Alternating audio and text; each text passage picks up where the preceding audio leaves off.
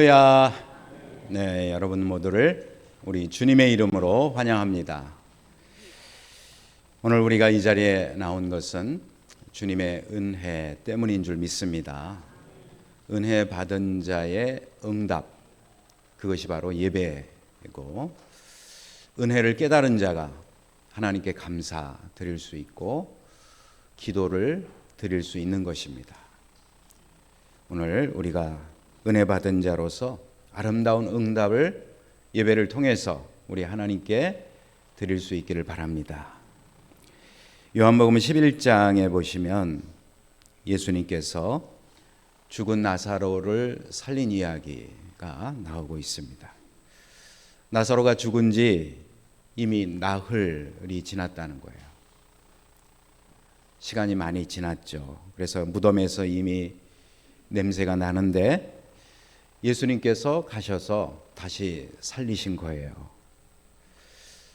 마리아의 가족 중에 그 오빠였던 나사로는 아마도 그 가정의 가장 역할을 했을 것입니다.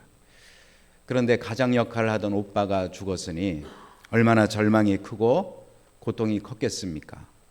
유일한 희망인 나사로의 죽음, 그것으로 인해서 슬픔과 절망에 빠졌던 가정에 예수께서 가신 거예요. 그리고 놀라운 기적을 행하셨는데, 요한복음 11장을 우리가 살펴보면은 이 마르다의 예수님에 대한 절대적인 신앙, 그리고 신뢰하는 마음을 우리가 여기서 볼 수가 있습니다. 이미 자기 오라버니 나사로가 죽었는데 마르다는 고백을 합니다. 요한복음 11장 21절에 보시면 이렇게 고백하고 있어요. 주께서 여기 계셨더라면 내 오라버니가 죽지 아니하였겠나이다. 그리고 계속해서 22절에 고백을 합니다. 22절을 보세요. 그러나 나는 이제라도 주께서 무엇이든지 하나님께 구하시는 것을 하나님이 주실 줄을 아나이다. 여기서 마르다는 예수님께 대한 그 깊은 믿음과 신뢰를 표현하고 있는 거예요. 그때 예수께서 마르다에게 대답을 하십니다. 23절에 보시면 예수께서 이르시되 내 오라비가 다시 살아나리라. 그랬더니 마르다가 놀라운 대답을 하고 있어요. 24절을 보시면 마르다가 이르되 마지막 날 부활 때에는 다시 살아날 줄을 내가 아나이다. 여기서 우리는 마르다가 부활 신앙을 가지고 있는 것을 발견할 수 있어요. 부활 신앙, 참 놀라운 일 아닙니까?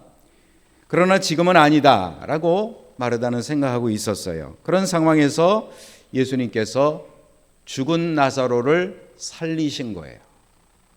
예수께서 나사로의 무덤 앞에서 말씀하셨습니다. 11장 42절을 보시면 뭐라 그랬어요?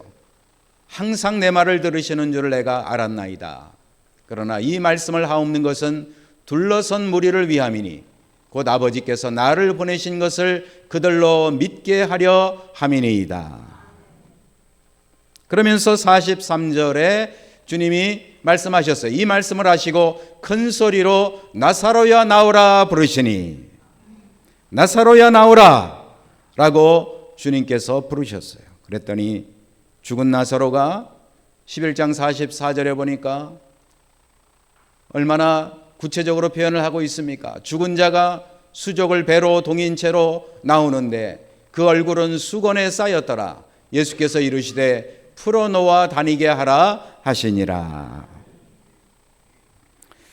여러분 한번 생각해 보세요. 죽었던 자가 수족을 배로 동인 채로 뒤뚱거리며 나오는 모습을 한번 상상해 보세요. 얼마나 무서웠을까요? 얼마나 놀라운 일이었을까요? 한편으로는 사랑하는 오빠가 죽었다가 살아나왔으니까 가족들은 얼마나 큰 감격이었을까요? 그래서 큰 잔치가 열린 것입니다. 오늘 보면 요한복음 12장 1절로 2절의 말씀을 보십시오.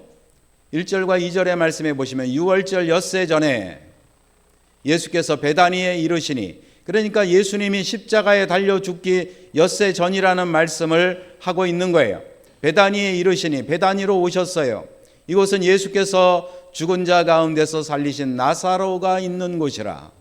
거기서 예수를 위하여 잔치할새 마르다는 일을 하고 나사로는 예수와 함께 앉은 자 중에 있더라. 생각해 보면 나사로가 다시 살아난 그 감동과 감격 때문에 아마 예수님을 위해서 잔치자리를 마련한 것 같습니다. 예수님께서도 예루살렘에 가셨다가 다시 오실 것이라고 약속을 하셨던 것 같아요. 구체적인 이야기는 나와 있지 않습니다. 이 잔치석상에서 마리아가 옥합을 들고 나오더니 그 옥합을 깨고 그 속에 있던 향유를 예수님의 발에 붓기 시작합니다. 아무도 예기치 못했던 행동을 마리아가 한 거예요. 그때 그 자리에 있었던 사람들의 반응이 뭡니까? 아니, 저 비싼 향유, 순전한 나드, 저 비싼 향유를 저렇게 허비해도 되는가? 라고 생각하고 있었다는 것입니다. 하지만 이 여인은 말없이 예수님의 발을 씻겼어요. 자신의 머리털로 예수님의 발을 씻겼습니다. 오늘의 본문은 마리아의 값진 헌신을 우리에게 보여주고 있는 것이에요. 마리아는 지극히 비싼 향유, 그 순전한 나드 한 근을 예수님의 발에 붓고 자신의 머리털로 그 발을 닦았습니다. 마리아의 그 순전한 헌신, 그리고 예수님을 향한 섬김, 그 순전한 나드 한 근을 드렸다라고 하는데, 그 향유는 그 당시 노동자의 1년치 연봉에 해당하는 값비싼 것이었다라고 12장 3절은 우리에게 말씀해 주고 있습니다. 마리아는 예수님께 드릴 수 있는 최고의 헌신을 예수님께 드린 거였어요. 더구나 마리아는 자신의 머리털로 예수님의 발을 닦아드렸다라고 말씀하고 있잖아요. 이것은 극진한 겸손과 사랑을 의미하는 것이에요. 그 당시에 발을 닦아드리는 것은 종들 가운데서도 가장 낮은 종이 하는 행동이었던 것입니다. 그런데 이 여인은 예수님께 향유를 부었을 뿐만 아니라 자신의 머리털로, 가장 귀한 여인의 그 머리털로 예수님의 발을 닦았다는 거예요. 그랬더니 요한은 12장 3절에 향유 냄새가 집에 가득하더라 라고 말씀을 하고 있습니다. 마리아의 헌신은 단순한 행위가 아니라 향기로운 예배가 된 것입니다. 어찌하여 이 여인이 이런 일을 할 수 있었단 말입니까? 주님께 받은 은혜를 이 여인은 잊지 않고 기억하고 있었기 때문이에요. 오늘 우리가 이 자리에 왜 나와 있습니까? 왜 우리는 예배를 드리는 자리에 있습니까? 우리가 바로 하나님의 은혜를 받았기 때문인 줄로 믿습니다. 신앙의 본질은 사랑과 헌신입니다. 사랑과 헌신이 있는 곳에 진정한 신앙이 있는 것이에요. 하나님께서 우리를 먼저 사랑하신 줄로 믿습니다. 요한일서 4장 19절에 말씀하셨어요. 우리가 사랑함은 그가 먼저 우리를 사랑하셨음이라. 하나님이 우리를 사랑하셨다는 사실을 우리가 깨닫게 될 때, 그 은혜를 우리가 알게 될 때, 우리는 기쁨과 감사로 사랑과 섬김과 헌신으로 주님을 향하여 응답할 수가 있다는 것이에요. 우리가 하나님을 사랑하면 자연스럽게 헌신으로 이어지는 것입니다. 마리아는 예수님께 대한 깊은 사랑과 감사로 그 행동을 한 거예요. 옥합을 깨뜨린 것입니다. 말하자면 신앙의 본질이 뭐냐? 그에 대한 대답을 오늘의 본문은 하고 있습니다. 그것은 바로 사랑과 헌신이다. 두 번째로 우리는 유다의 계산적인 태도를 여기서 발견하게 됩니다. 제자들을 비롯해서 유다의 비판, 오늘의 본문은 가룟 유다라고 특정지어서 이야기를 하고 있습니다만, 다른 복음서에서 병행되는 구절을 살펴보면 여러 사람이 그 여인의 행위에 대해서 비판하였다는 것을 말씀하고 있어요. 그런데 그 비판은 일리가 있는 비판이었어요. 왜 그렇습니까? 그 향유가 매우 비쌌기 때문입니다. 성인 남성의 일년의 품삯을 단번에 쏟아 부어 발에다 쏟아 붓는다라고 하는 것은 이것은 그들의 생각으로는 비상식적인 행동으로 보였기 때문입니다. 그래서 거세게 비판을 했어요. 하지만 마리아는 사람들의 비판에도 흔들리지 않았습니다. 여러분, 주님의 일을 하다가 흔들리지 않기를 주의 이름으로 축복합니다. 어떻게 그 여인은 흔들리지 않을 수 있었을까요? 주님을 그만큼 사랑했기 때문입니다. 오늘 본문은 비판하고 있던 유다의 속마음을 지적하고 있어요. 요한복음 12장 6절에 보십시오. 이렇게 말하면 가난한 자들을 생각함이 아니요 그는 도둑이라 돈꾀를 맞고 거기 넣는 것을 훔쳐가미러라 라고 말했어요. 가장 합리적인 생각을 이야기하고 있는 것 같지만 사실은 욕심이 있어서 그랬다라고 하는 것입니다. 여러분, 사랑하면 시간도 아깝지 않은 거예요. 사랑하면 물질도 아깝지 않습니다. 그 어떤 것도 아깝지 않은 것이에요. 내 영혼을 살리신 주님, 내 오라비의 생명을 되돌려 주신 주님이기 때문에 그 어떤 것을 드려도 아깝지 않았다라고 하는 것이 주님을 향한 일편단심, 바로 그 사랑을 이 여인은 가지고 있었던 거예요. 그래서 그 사랑이 옥합을 깨뜨리게 한 것입니다. 어제도 신방을 갔었는데요.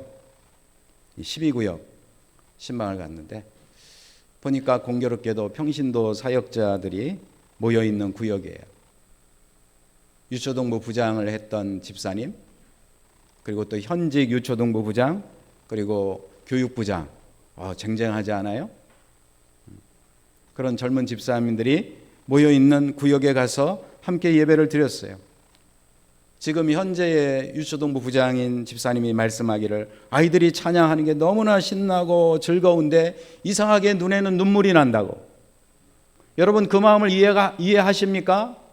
너무 신나고 즐거운 찬양을 부르는데 눈물이 흐른다는 거예요.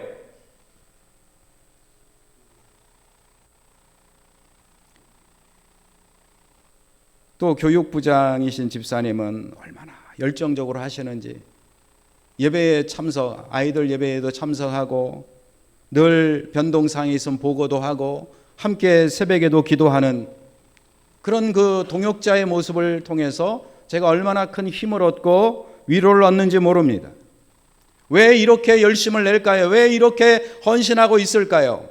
왜 이렇게 마음속에 기쁨이 있고 은혜가 있을까요? 주님을 사랑하기 때문인 줄로 믿습니다. 마리아와 같은 성도들, 바로 그 사람들이 예수 그리스도의 교회를 지켜온 주역들이라고 하는 거예요. 오늘 저와 여러분들 모두가 마리아와 같은 성도가 되기를 간절히 소원합니다. 옥합을 깨뜨리는 마음, 그것이 바로 주님을 향한 사랑이었다는 거예요. 사랑. 오늘의 교회를 지키는 사람들도 이런 마리아와 같은 사람들인 것입니다. 헌신할 수 있는 이유가 무엇입니까? 내가 주님의 은혜를 받았기 때문입니다. 내가 주님을 뜨겁게 사랑할 수 있는 이유가 무엇입니까? 내가 먼저 주님의 사랑을 받았기 때문입니다. 내가 주님으로 인하여 존귀하게 된 것을 깨달았기 때문에 주님을 존귀하게 여기고 나의 모든 것을 드릴 수 있게 된 것입니다. 하지만 가룟 유다는 마리아의 행동을 비판했어요. 그 돈을 가난한 자들에게 주었으면 더 나았을 것이라고 주장했습니다. 합리적으로 보이고 이성적으로 보여요. 돈을 허비하지 않는 참으로 근검 전략을 앞세우는 사람처럼 보입니다. 하지만 그는 가난한 자들을 위한 것이 아니었어요. 자신의 유익을 위해서 그 말을 했다라고 본문은 말씀하고 있습니다. 물질적인 가치를 기준으로 삼아서 마리아의 헌신을 평가했던 거예요. 그러나 하나님께 드리는 헌신은 계산할 수가 없습니다. 왜 그렇습니까? 거기에는 영적인 가치가 들어가 있기 때문입니다. 오늘날 우리들도 종종 계산적인 태도를 가질 수가 있어요. 교회에서 봉사할 때 이 일이 나에게 어떤 유익이 있을까 생각할 때가 있을 것입니다.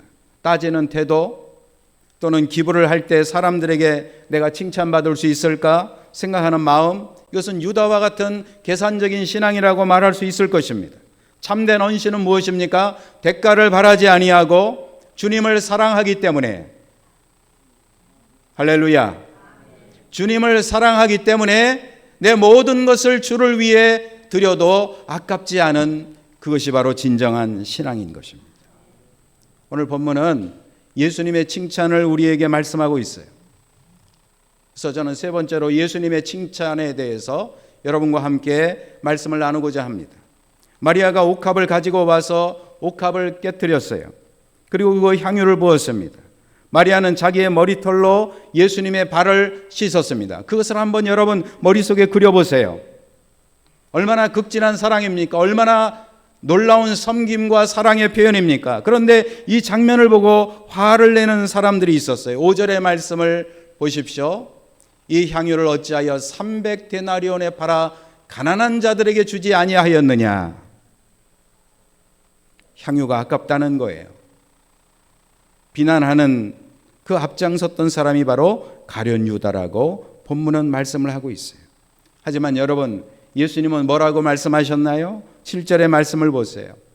예수께서 이르시되 그를 가만두어 나의 장례할 날을 위하여 그것을 간직하게 하라.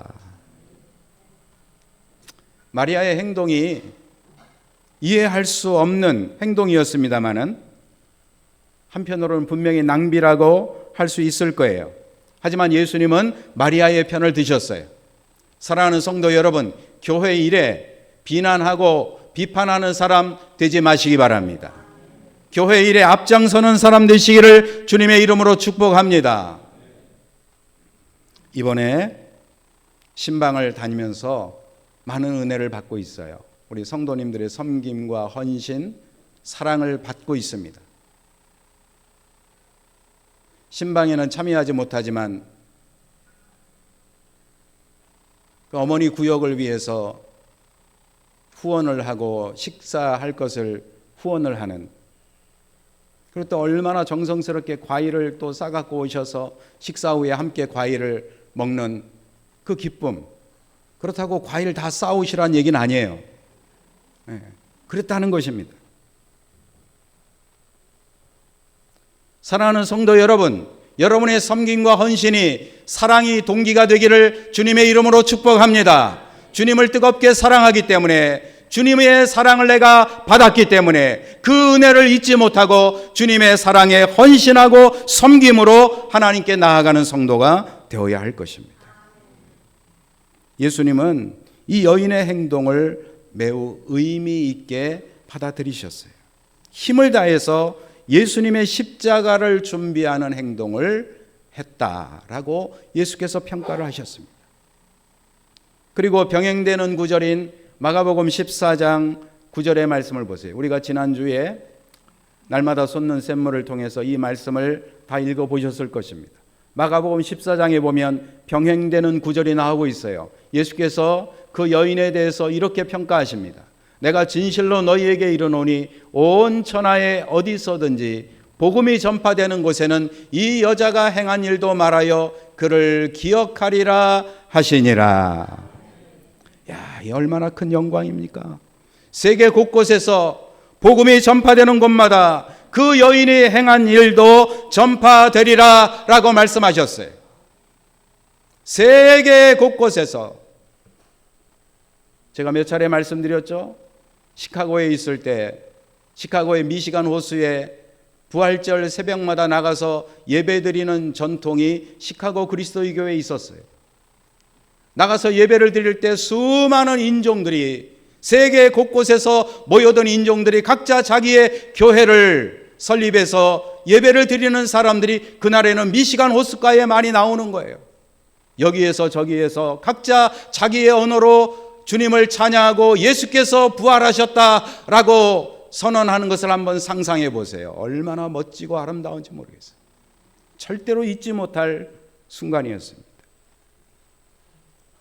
주님의 고난과 주님의 부활을 기념하는 이 사순절 기간에 이 여인의 행적이 지나간 2000년의 역사 동안에 수많은 그리스도인들에게 이 이야기가 기억되고 전파되어져 왔다는 이야기예요. 왜 그렇습니까? 주님이 인정하시고 주님이 기억해 주시는 사람이 되었기 때문인 것이에요. 오늘 우리 성도님들도 크든지 작든지 주님이 인정하시고 주님이 기억하시는 성도가 되시기를 주의 이름으로 축복합니다. 예수님이 말씀하셨어요. 오늘 본문 8절의 말씀 보세요. 가난한 자들은 항상 너희와 함께 있거니와 나는 항상 있지 아니하리라 하시니라. 그러니까 무엇이 우선이냐, 우선순위의 이야기를 주님이 하신 거예요. 교회가 무엇을 우선으로 해야 할 것이냐라고 하는 것을 일깨워 주시는 말씀이 되겠습니다. 병행구절인 마가복음 14장 7절은 조금 더 자세히 말씀하고 있어요. 가난한 자들은 항상 너희와 함께 있으나 아무 때라도 원하는 대로 도울 수 있거니와 나는 너희와 항상 함께 있지 아니하리라. 이 말은 무슨 말이에요? 가난한 자를 돕는 것도 좋지만 하나님께 대한 사랑과 헌신이 우선적인 것이다. 우선순위에 대한 말씀을 하신 거예요. 오늘 우리도 예수님을 알고 예수님께 합당한 예배와 헌신이 있기를 바랍니다. 자, 그렇다면 마지막으로 우리의 섬김과 헌신은 어떻게 되어야 될까요? 이 네 번째 주제를 여러분들과 함께 나누고자 합니다. 바쁜 일상 속에서도 우리는 하나님과의 시간을 우선순위에 두어야 할 것입니다. 그리고 기도하고 말씀을 묵상하며 예배하는 것이 오늘 우리에게 중요한 것입니다. 또 한 가지의 제안을 드립니다. 교회 봉사에 나서면서 선교 사역에 우리는 헌신하는 사역자가 되어야 할 것입니다. 그 모든 일에 교회 봉사에 적극적으로 참여하면서 우리는 예수님의 사랑을 실천할 수 있는 거예요. 오늘 오전에도 주일학교 교사들의 그 열정적인 헌신을 저는 보았어요. 어쩌면 그렇게 멋지게 예쁘게 아름답게 헌신하는지요. 우리 맡겨진 자녀들을 어쩌면 그렇게 사랑하고 아끼면서 그들에게 복음을 전하고 있는지요. 너무너무 자랑스러운 우리 선생님들입니다. 여러분 믿고 자녀들을 교회에 보내주시기 바랍니다. 교회는 기도하면서 그 자녀들을 양육할 것입니다. 그리스도의 사랑 안에서 성장하고 있는 우리 자녀들 너무나 자랑스럽고 우리 하나님이 기뻐하시는 줄로 믿습니다. 마리아가 값비싼 향유를 주님께 드렸다 그랬잖아요. 이처럼 오늘 우리들도 우리의 물질을 가지고 하나님의 나라를 위해서 물질의 섬김을 실천할 수 있어야 할 것입니다. 크든지 작든지 우리가 가진 것을 통해서 하나님의 영광이 드러나는 것을 기뻐하시기 바랍니다. 우리 교회 새싹들의 사랑방을 지금 하고 있잖아요. 너무너무 좋아하는 거예요, 아이들이. 우리 장로님 중에 한 분이 또 그 볼풀 막 볼이 막 있어가지고 거기 그 수영장 같이 볼 막 채워놓은 거 있잖아요. 그런 거 만들어가지고 아이들이 막 그 안에서 뛰어놀면 좋겠다는 생각을 하셔서 저도 똑같은 생각입니다. 그런데 거기 오시는 분들이요 얼마나 참 서로 사랑하는지 막 자기들끼리 간식도 사갖고 와서 나눠주기도 하고 얼마나 멋진 옛날 초대교회 모습 보는 것 같아요. 여러분도 기쁘시죠? 우리의 섬김이 내가 섬기는 조그마한 것이 저 사람에게 유익이 될 때 나에게 천국의 기쁨이 있는 것을 깨달아야 할 줄로 믿습니다. 그리고 우리의 교회와 직장과 가정에서 우리는 어떻게 해야 합니까? 상대방을 존중하고 자신을 낮추어 상대방을 섬기는 자세. 이것이 바로 마리아의 헌신과 섬김의 모습이 아닐까요? 이러한 작은 실천들이 우리에게 있기를 바랍니다. 우리 광명교회가 사랑으로 똘똘 뭉치기를 간절히 소원합니다. 어제는 기도를 하는데 신방 가기 전에 하나님 앞에 기도했어요. 하나님, 이 구역을 위해서 어떻게 말씀을 전해야 할까요? 그랬더니 우리 교회 비전의 첫 번째가 떠오르는 거예요. 첫 번째가 뭡니까? 다음 세대를 세우는 교회. Building up the next generation. 다음 세대를 세우는 교회가 되어라. 얼마나 그 주님이 주신 말씀을 들었을 때 얼마나 가슴이 벅찼는지요. 주님, 다음 세대를 세우는 교회가 되게 하여 주시옵소서. 그 다음 세대를 세우기 위해서 우리의 섬김과 헌신이 함께 모여야 할 것입니다. 오늘 본문을 보십시오. 주님을 위해서 시간을 내고 식탁을 준비하고 잔치를 베푼 사람들의 이야기가 나오고 있습니다. 그리고 그 자리에서 마리아는 특별하게 주님을 위한 섬김과 헌신을 표현했어요. 자기가 가지고 있는 가장 귀한 것을 주님께 부어드림으로 주님의 장사를 이 여인은 예비한 것입니다. 오늘 우리들도 우리의 자리에서 하나님 앞에 아름다운 헌신과 섬김을 드릴 수 있기를 주님의 이름으로 축원을 드립니다. 기도하겠습니다.